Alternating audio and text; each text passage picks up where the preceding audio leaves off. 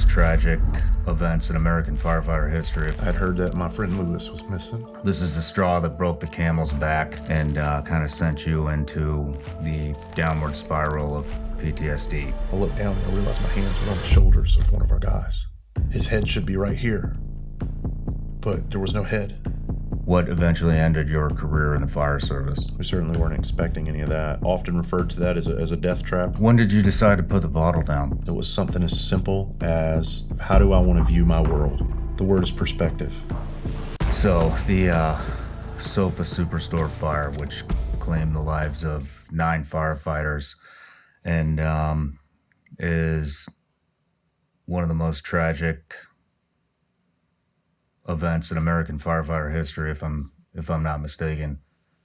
You're right. And you were a part of that, and you responded to that, and you mentioned that this changed your life forever, and out of all the traumatic events that you've witnessed and been a part of, this is the straw that broke the camel's back and kind of sent you into the downward spiral of PTSD. And then also, I did a lot of research on this too, and it seemed to be a very controversial incident, and a lot of lessons learned happened from it, and it seems that the men, like yourself, that survived it are considered legends in the community. But I wanted to, before we get going on that, I kind of want to put everybody in the mindset of how horrific this was. So I want to roll the tape.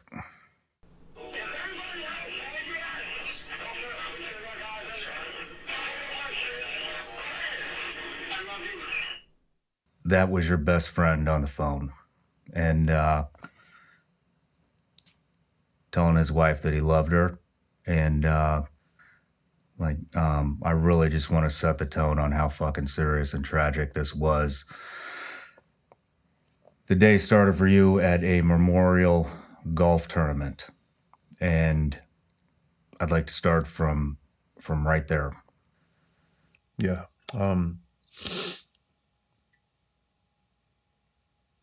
His last words that you heard was my best friend Lewis Mulkey, and his last dying words as he was burning to death.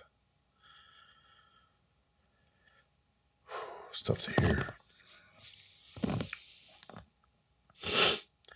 June 18th, 2007 started out as a normal day for us. We certainly weren't expecting any of that. We actually all got together. I was off duty that day, and we were having a golf tournament for another friend of ours who's a firefighter who was killed 4 months to the day prior in a car accident. And that was another really good friend of mine who got me the job in Charleston, actually. Really? Yeah. He was one of my other best friends. I mean, it is so paying homage to him, trying to raise some money for his family at a golf tournament, and we're doing what firemen do, and just like what SEALs do when y'all get together, and cops do when they get together.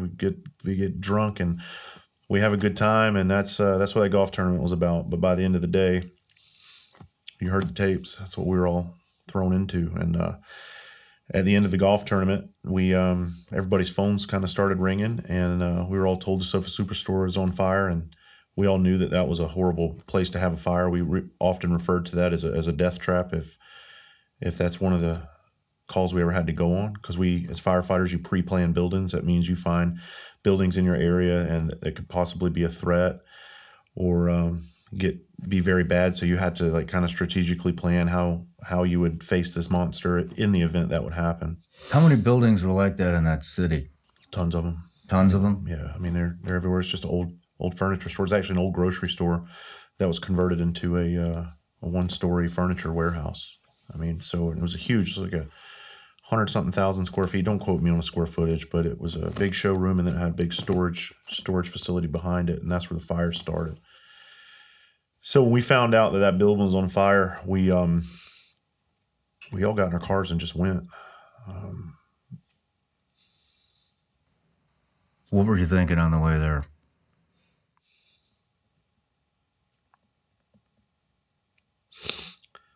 I had heard that my friend Lewis was missing. You heard that before you even arrived? Yeah. When you heard that it was the Sofa Super Store, did you know it was going to be fucking bad since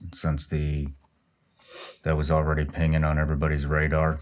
Well, it's like I told you earlier. It doesn't never seems real until it's real, Yeah. and it just seemed like another fire. But when I heard he was missing, I had extra adrenaline kicked in, and I drove faster. I broke through a police barricade with my vehicle. I didn't drive through it like Smokey and a Bandit or anything. We just went around it, and the cop was like, "What the fuck?" And I'm like, "Fuck you." I kept going. And when we got there, the building had just collapsed. So I got there right when everybody had been pulled out. And my girlfriend was driving my car at the time. My firehouse was right up the street. I told her, I said, "Go to my locker in my firehouse, grab my shit, and get it back to me. I got to find out what's going on." And so this time you got hundreds of firemen on scene, man. I mean, hundreds. There's probably 300 something plus people on this scene that night. And it was just a sea of red lights everywhere. And I ran up to my buddy David Griffin, who was pumping. He was the engineer on Engine 11. And I ran up to him and I said, "David, what do we have?" And he turned around. He said, "Lewis is missing." And he said, "Travis, we got a lot more guys in there too. We don't know how many." And I was like, in that. I mean, because now the building is down and there's just fire every fucking where. Everywhere you look, it's just fire blowing. And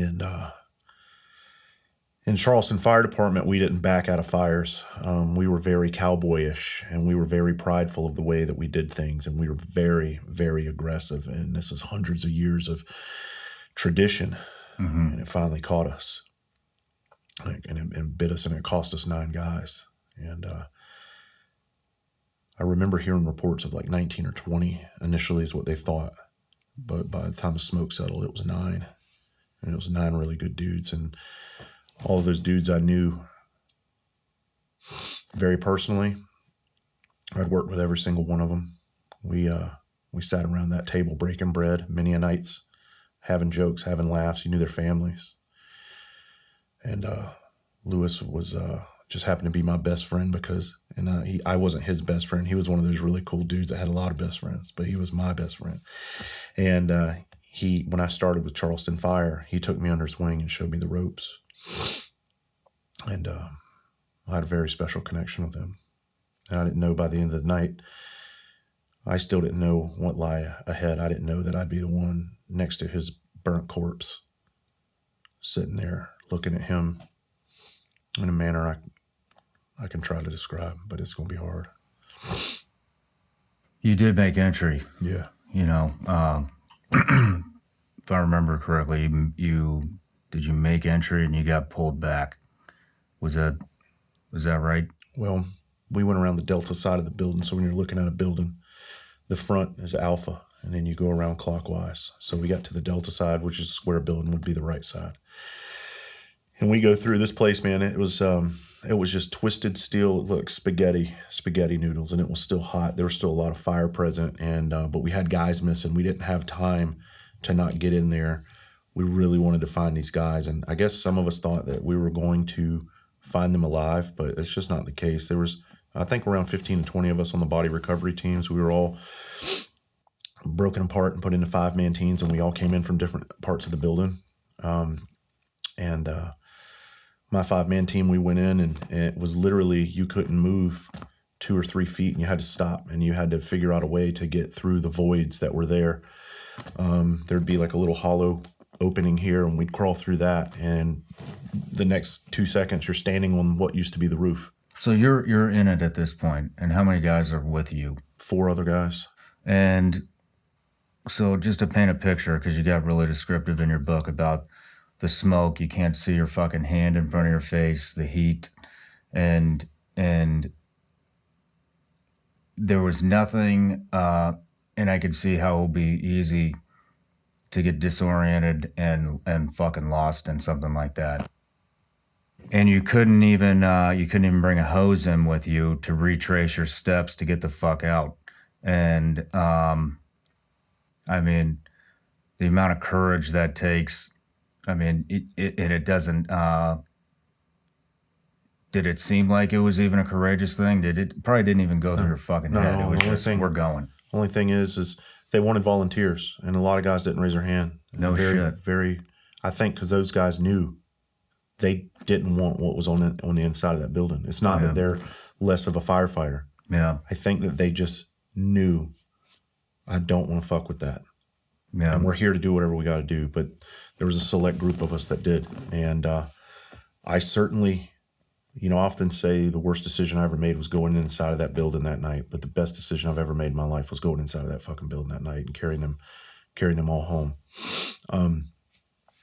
And it didn't seem like anything courageous. It's just what needed to be done. Our guys are down. We got guys down. We got to do what we got to do. Let's push forward and go get it. So we didn't even have fucking air packs on our back because they were all used. Yeah. So we're choking on smoke, and we have what we call flash hoods. The firefighters have flash hoods, and when you put your face piece on, you pull your flash hood up, and it protects the skin right here, protects your neck and your ears. So we're choking on smoke, literally gagging on black smoke, and you can't see. There's and you're crawling next to big flames, fires, and they have ladder companies dumping water on top of us. And in a normal fire situation, you would never be operating inside of a fire when you have tower units raining water down, because they're just so powerful. It could hurt you. It could injure a firefighter, blow debris on them. It could push fire on top of them and kill them. But we had no choice. We had to go in. We had to do what needed to be done. And it seemed like it took a long time to get to them. And once we started finding them, you would hear a team shout out, "Hey, I got somebody," and we would do the same. And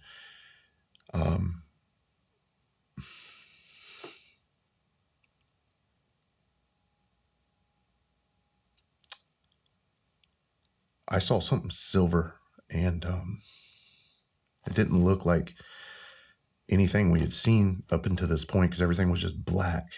And then I saw something, and I went over to investigate what it was. And it was by myself. And I crawled up there on my hands and knees.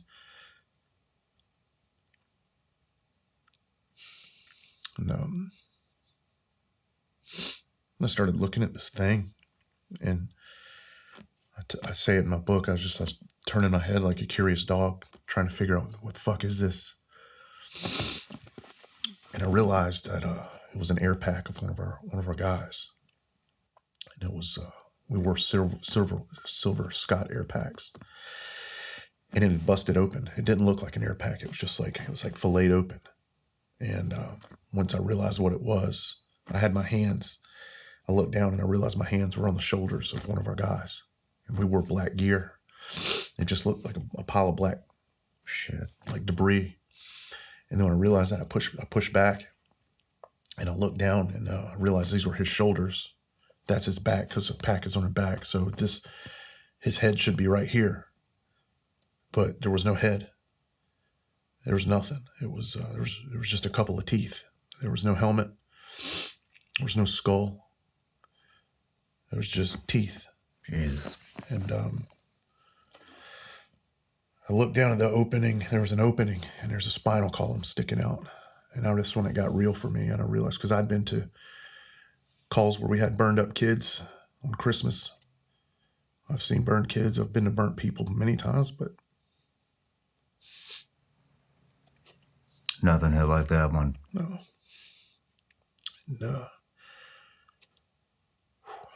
I realized right then, whoever's in here is dead. Whatever count that they have on the outside, every one of them's fucking dead. And I knew Lewis was in there. And we had no way to tell who was who. It's one thing when you got a dead body there that you can recognize, but when you know it's one of yours and you don't know who the fuck it is.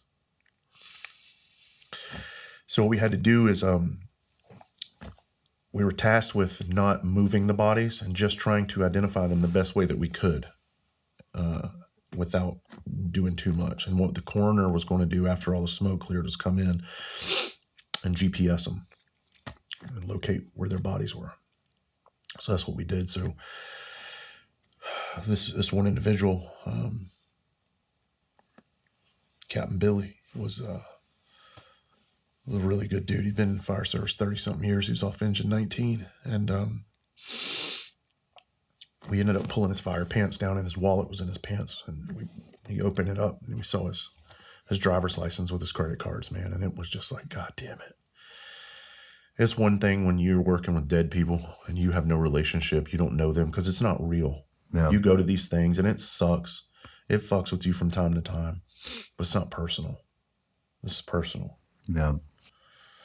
There's no get back like we talked about. And you're just like, what the fuck do I do? So, but we got a job to do, man. And we can't sit around too long. So we got to find more of our brothers. And we go not too far away and stumble on another one. Cause at this point, smoke's starting to lift a little bit more. As the fire got knocked down and, we found Mark and, he was face down. I rolled him over. His hands were in front of his face, and it's almost like he saw the flashover that happened in that building. It's not a backdraft. That's movie shit. I mean, those things happen, but flashovers happen all the time in fires, and that's when everything reaches its combustible limit at the same exact time, and everything all the superheated gases in the building go, and it's just a big ball of fire. And 99% of firemen that are caught in these things die because it's so quick and it's so violent. It's almost like he felt it or saw it and did like this and then turned and fell. His hands were like this, but I didn't know it was Mark. Mark was off of my truck, Ladder 5, and I had a fucking great relationship with Mark. We worked together many times. And so we roll him. You gotta think your bodies are still hot, man. You can still feel when you're touching them. I'm not wearing gloves at this point, and I had them. I would take them off from time to time, but every once in a while, we'd roll a guy over, and you'd have your gloves off, and you could feel that heat in your hands from their gear, how hot it was, and they were fucking burnt so bad. And when I rolled Mark over, the best description I can give you is we have a plastic face piece right here that covers our eyes, and right here is usually rubber, and it's black. I don't know if you've ever seen an ultrasound of a baby, 3D. That's what his face looked like. It was baked into his mask. Damn. And we undid his coat, pulled his coat open, and we had metal name tags back then, and it had his name right there. And that's how we identified Mark. And we heard other teams yelling out that they were finding guys. And, you know, it sounds selfish and everything, but I was so worried about Lewis. You know, all of these guys are important to me, but this is my dude. Yeah, it's your best friend. And I don't want it to be real. And I want to hurry up and find everybody. And I'm not wishing that it was somebody else, but you can't help but in that moment to be like, please don't be my friend. And the next brother we found was Brandon, my team. We go into this back storage room. That's like one of the only pieces of building that was really left intact. There was a lot of smoke damage. Not a lot of fire damage. And Brandon was huddled down in a corner, and his body was just normal. We rolled him out of this corner, and he just had a cut over his eye. And what happened was Brandon ran out of air, but he got away from the fire, but he died from smoke. Damn. And he just looked peaceful, man. And his wedding invitations were in the mail. We're still being delivered everywhere around, and he died that night. He was actually just working for somebody else. He did a buddy shift for somebody else, and it cost him his life. Damn. So that Brandon was, I knew we had 8 at that point, and by this time it had come through that we have 9 confirmed, because this is hours into the night. And What's the what was the fire completely out? Or is there still smoke? at this point, smoke was still there, but it was nothing like it was. I mean, we were in there for hours. Yeah. So the whole fucking building came down, and there was really nowhere for the smoke to go except into the atmosphere. Part of the showroom was still there, but after bulk of the fire was knocked down, because you got to think fire was in all these different little pockets where the collapses were. Yeah. And so once those were done, man, all the smoke pretty much dissipated, and that's why I think it took us so long to start finding guys, is because there was so much smoke. I really think we probably crawled over them a couple times, possibly. Shit. I just didn't know it. So now I know we have 8, and some guys are in there with Brandon, and I love Brandon too, man. And just like I want to spend some time with him, do whatever we need to do, but I got to find Lewis, you know. That limousine company you talked about that I owned, I drove for Lewis's wedding. We had a lot of fucking fun together, man. And this is actually the night after his anniversary. He lived one year and one day after his anniversary. So I put my helmet on and I got a job to do, man. And I was actually in a part of the building where you could stand up, and I started walking out, and man, I probably made it 10 or 15 feet. And I walked through what seemed to be a doorway. I'm having to relive this because I can describe it to you. And when I did, as soon as I cleared that doorway, I looked to my left and he was laying right there. So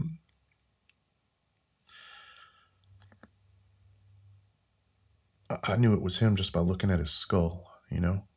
I didn't need confirmation. I knew, because he had a distinct face, and even when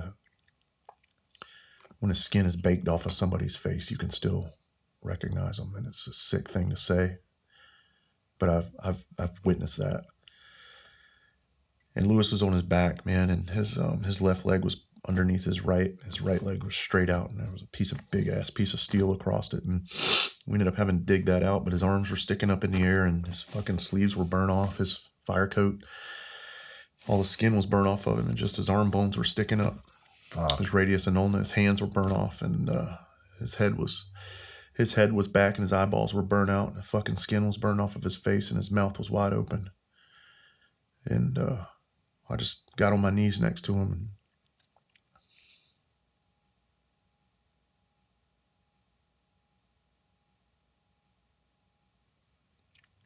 told him how much I loved him.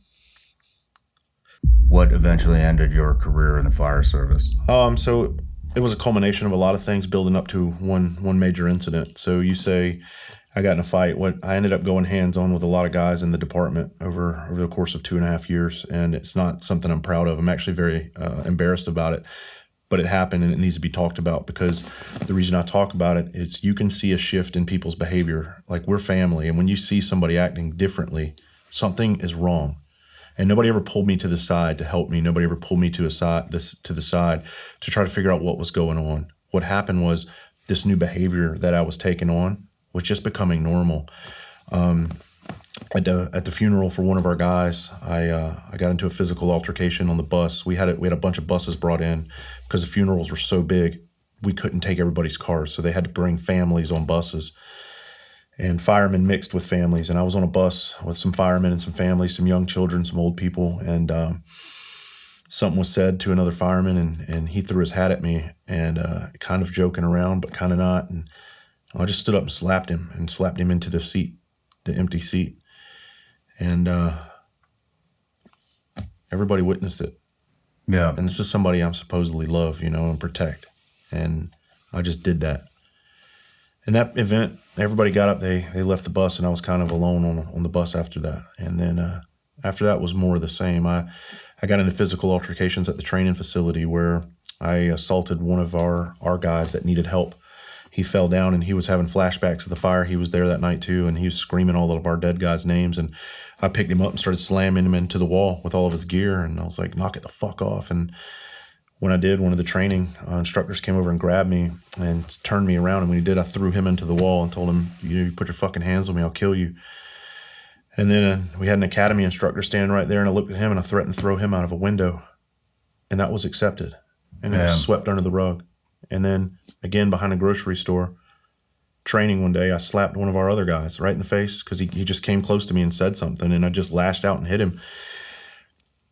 And at this time, I was drinking a lot, though. I was drinking. I was coming to work drunk and everything. It wasn't acceptable. It's embarrassing, man. But it was just not an issue to anybody else. And it was just kind of all this was on my plate for me to deal with and to figure it out. And this is what happens to these cops and these firemen out there. They end up losing their jobs or hurting somebody else because of all the shit that they're going through. And they bring it to work. And that's what I was doing. I had no outlet for it. The straw that broke the camel's back for me was I came to work one day, my house engine 10 ladder 5, and we had a new guy in our house, and he put his coffee cup on our dead guy's monument, and it pissed me off. I went over there and I grabbed it and I shattered it on the ground, and I opened the door and told him if he wants his cup, it's in a million pieces, and if he does it again, I'll fucking kill him. And those are the words that I use, and that's how I truly felt. Yeah. And when I said that, one of my other good friends said, "Why are you being such an asshole?" And when he did, I took that as him defending the new guy's actions and not defending our guy's honor. Yeah. And I told him if he says another word to me, I'm going to kill him too in a minute. and he said something to me. And at that time, a bomb was lit inside of me, and the fuse was about that fucking short. And when he said what he said, it's like somebody poured gasoline on that fuse, and then the bomb ignited. And to this day, I can't tell you what happened because I completely lost it, and I blacked out. And I just remember being outside with my captain, shaking me, and I'm crying. And he just pretty much told me that I'd assaulted my entire firehouse, and the cops were called, and they were on the way to arrest me. Do they offer any help at all, the department? Man, I can't. So our department did the best they could with what we had at the time. We'd never, in the fire service, there had been other incidents, but not like this magnitude, I guess. Yeah. And so it was kind of like a free fall to trying to figure out the best way to help guys. And they came up with some counselors really quickly. I don't know the timeline on it, but they wanted guys, hey man, we got these counselors for y'all to go talk to. And of course, me being alpha male like I am, I'm like, fuck them. I was like, these motherfuckers, they've never looked at their friends like we have. They've never fucking held dead babies in their fucking arms. They've read books. Who the fuck are they to tell us how to feel and how to be? Yeah. And that was the problem. Because looking back, that was the worst fucking thing I could have ever done. I hurt myself with that mentality, and I hurt other guys around me because I would tell them to, if you go talk to anybody, you're a fucking pussy. And that's one of the biggest regrets I have, because I talk about being a coward, and it's not easy to say that. That's me being a coward. That's me being too manly, too macho, and having too much of a fucking ego to accept the help that is available to us. We had people, licensed professionals, who would listen to us. Maybe had I listened to them, I wouldn't have fucking shoved a gun down my throat and pulled the fucking trigger. Maybe if I listened to them, I wouldn't have burned my entire fucking inner circle down to the ground, you know? But I wouldn't even give it a chance because I was too macho, the culture that I had been exposed to my entire life. And that's what I speak on now. I speak about how we're killing each other with this suck it up mentality because it's bullshit. Yeah. I understand it. Suck it up. We have to deal with certain things. But there's nothing wrong with, hey, suck it up while we're doing this. We got a job to do. Let's go get our guys. And then when we come back, if it fucking bothers you, let's talk about it. Because there's nothing wrong with me and you being completely human and not being okay. It's okay to not be okay. And that's what I'm trying to instill in when I speak at conferences and everything. It's okay. It doesn't make you less of a man. Fuck, it makes you more of a man. It's worth me doing that if it reaches one fucking person in our community or even outside, and it helps them become a better mother, father, husband, wife, child, whatever. If it helps them realize that they need help and they can go get the help they want, then fuck it, I'll relive it. Because that's what we do. Yeah. We lift people up. We don't fucking help bring them down. And I got caught in this vicious cycle of bringing people down because I was so fucked up for so long. When my whole world crumbled down on top of me right after that, when everything just started eating shit around me, I fell into the victim mindset. And it was the whole why me, why me, why me? Why have I been exposed to all this? Why have I experienced this? I got scared to go to fucking sleep at night. I would cry alone away from my wife. I would be in another room crying because I was afraid to go to fucking sleep because of what was coming for me in the middle of the night. I knew it. Yeah. And I would hide that. And I'm not ashamed of that anymore.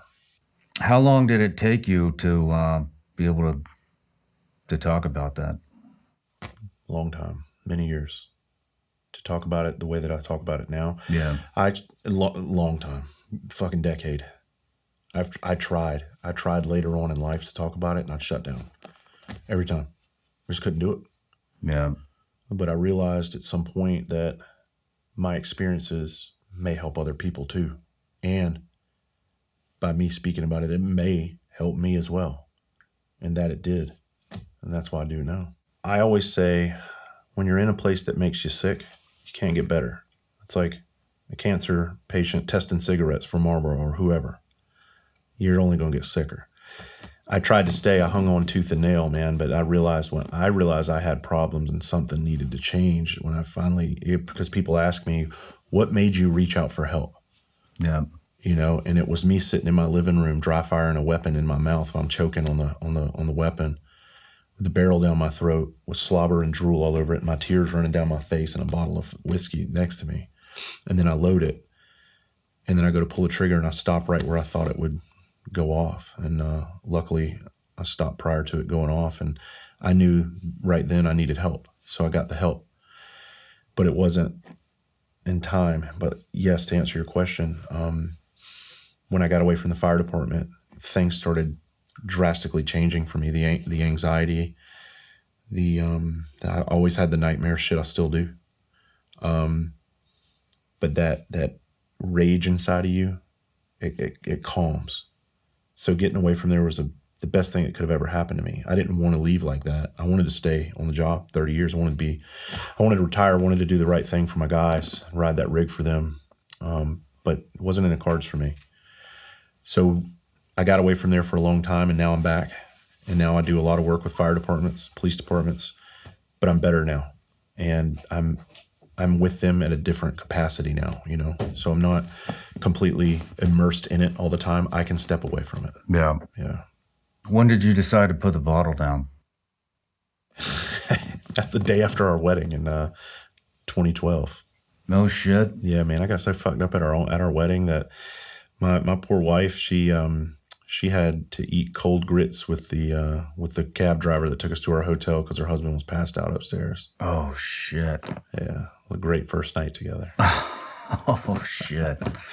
No, but I had been thinking about it for a while. That was just, for me, that was just the thing. I woke up the next morning and I said, man, I don't ever want to touch this stuff again. And I haven't. Cold turkey. Yeah. Done. Yeah, I looked at it and I started looking at, if I'm ever going to get better, it's going to be a long road to hoe. But I need to look at the things I can control right now that are not helping me. And the biggest one that stuck out to me was alcohol. It didn't add any positive thing in my life. Nothing. Yeah. Everything that it offered me was negative. So I was like, dude, just gotta go. Yeah. So I quit cold turkey right then. That's not easy to do. No, but it's at first, the hardest part about it is now being the sober guy around all the people that are drinking. Yeah. And you're sitting there when you don't want to be there, like you talk about in your social anxiety posts.